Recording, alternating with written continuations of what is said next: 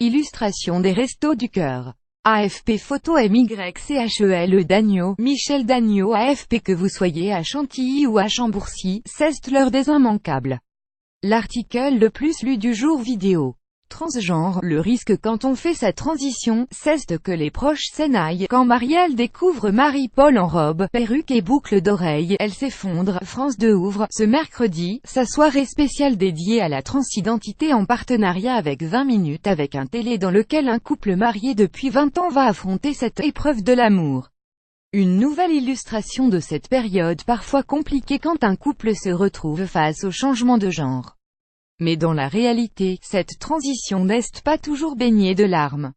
Exemple avec Léo et Clem, un couple dont l'histoire est racontée ici. L'article le plus à lire du jour. Restos du Cœur. J'avais honte mais je n'avais plus d'autre choix. La campagne d'hiver des Restos du Cœur a commencé.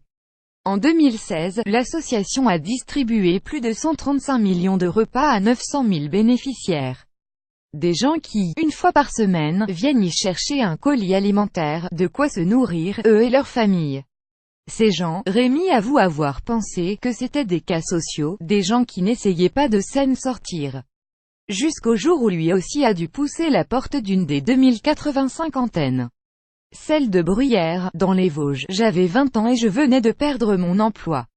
Le restaurant dans lequel je travaillais a fermé. Pôle emploi a mis beaucoup de temps à me verser l'indemnité chômage et mes parents ne voulaient pas m'aider. Des témoignages à lire par là. L'article le plus partagé du jour. Quand la Bretagne explose le classement des meilleurs départements français. Oubliez les méthodes des quotas et les sérieuses méthodologies des instituts d'âge. Mercredi, le site bien connu Topito a publié les résultats de vote des meilleurs départements de France.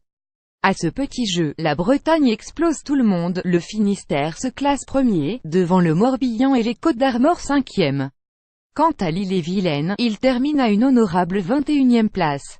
Un vrai plébiscite. Ajoutez à cela une 10e place de la Loire-Atlantique et vous verrez ô combien la Bretagne historique a étouffé ses adversaires. Un article à lire en intégralité par ici.